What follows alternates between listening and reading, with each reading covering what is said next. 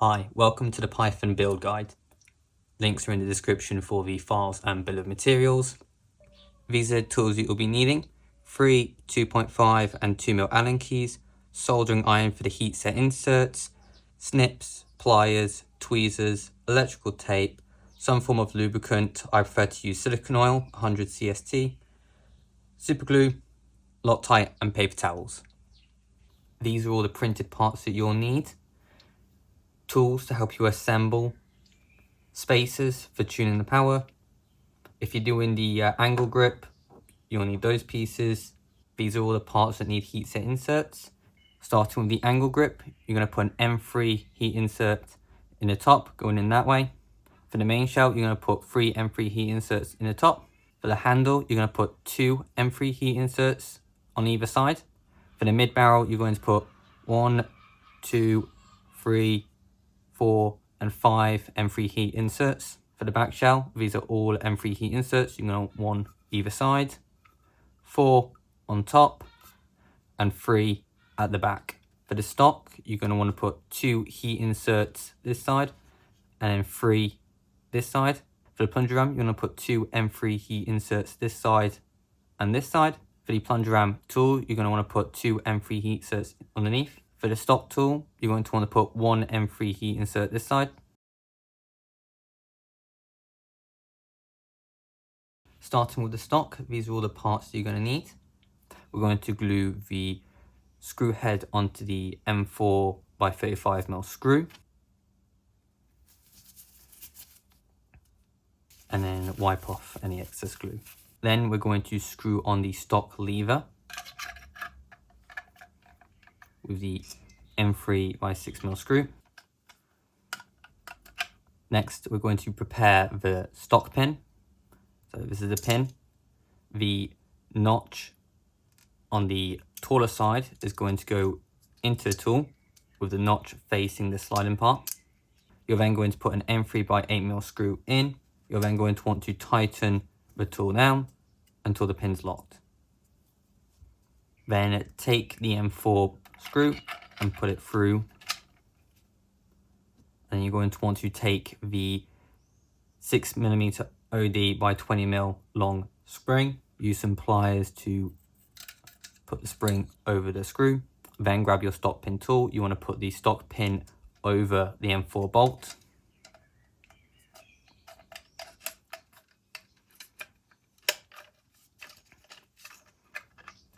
You'll then want to hold it down and screw in. You don't want to over tighten the screw, otherwise you'll strip the plastic. Loosen the stock pin tool and then take the tool out. Then your pin should move up and down. If you've over tightened that bolt, you can loosen it. Then we're going to screw on the back plate with 2 M3 by 8 screws. Then we're going to use the remaining 4 screws to screw on the 2 sling mounts. Once both sling loops are on, the stock is finished. You're going to want the 5mm by 2mm magnets, and you're going to want to mark either side.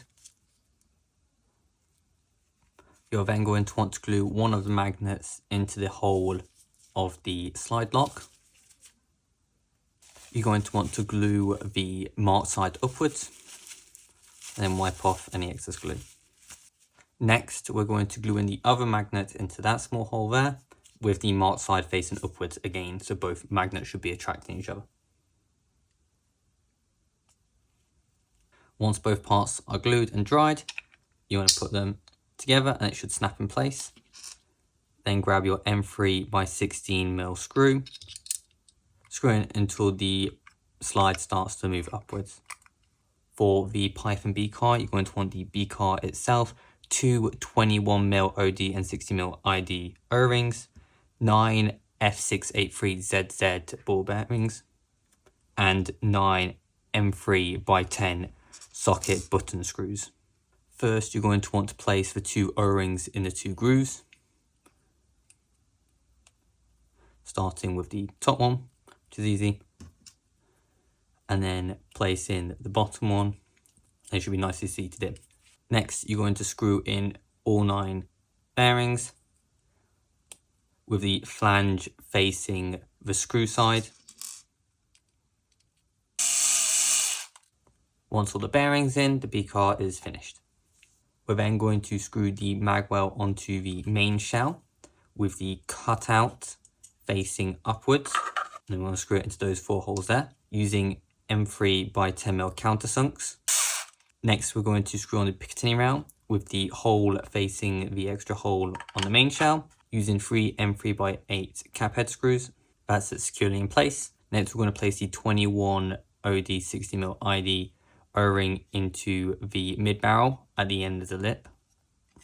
Next, we're going to screw the mid barrel and the shell together using 3 M3 by 8s. You're going to want to Loctite these screws in as they like to come undone.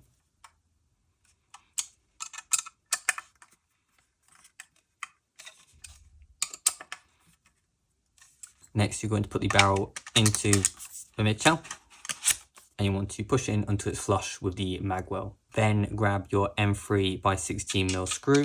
This is going to lock the barrel into place, so you don't want to over tighten this as there's a plastic tab that pushes onto the barrel to secure it so it won't scratch the barrel. Moving on to the pump grip, this is what you're going to need. First, we're going to put the 683ZZ bearings into the pump grip. We're going to install the 2 side ones first, which are at the top. They're quite a tight fit, so you might want to push them down with some pliers. Then screw it in with an M3 by 10 button screw.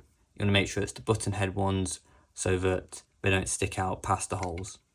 And you want to repeat that for the other 3 top bearings. Next, we're going to move on to the bottom bearings. After putting the bottom bearing in, you're going to grab the 3 by 18mm pin and you're going to put it through the wider hole, push it in until it's tight. Repeat that for the back bearing. Next, we're going to grab the priming bar spacers, going to place a bearing in the top side and screw it in with an M3 by 8mm cap head screw. Do the same for the other one. Next, we're going to glue in the 10mm by 2mm magnets into the plunger ram and the mid internal shell. Place the magnets together and mark either side. You want to glue with the marking side upwards, and this one wants gluing with the marking side upwards as well. So both are magnets should be attracting. Next, we're going to assemble the mag catch. These are the parts you're going to need. Next, you're going to place the 5 by 15mm spring into the catch. There's a little indent inside that you're going to drop it into. You place your finger on it to stop it from falling out. Once the spring is aside, grab the catch. It's key to only go in one way. Whilst pushing on the catch, place the lead arm inside with the arm facing downwards. Then place the 3 by 18mm pin inside the hole and push the pin in until it's tight. You're then going to slide the catch into the main shell with the catch facing forwards. Then we're going to move on to the trigger assembly. These are all the parts you're going to need. We're going to grab the mag catch and the 683ZZ bearing. We're going to place it into the hole and we're going to screw it in with an M3 by 10 button head screw. Then we're going to grease the parts. I prefer to use a 500 CST for the trigger mechanism as it makes it slightly lighter, but you can still use a 1000 perfectly fine. Going to put some grease on the channels where the stock catch goes and where the trigger sides are. Next, grab one of the 5mm by 15mm springs and you're going to drop it into the hole. You might want to use some tweezers to help it in. Then grab the catch and place in, make sure it slides up and down nicely. Then you're going to grab the other 15mm long spring and place it on the notch there. You might also want to put some grease on the rail. To place the trigger in, you're going to angle it downwards to the spring lies the catch. Then lift up the catch, place it in. Whilst holding it down, grab one of the 3 by 18mm pins and push it into the hole and do the same for the other one. Then make sure they're pushed in tight. Check that the trigger mechanism works.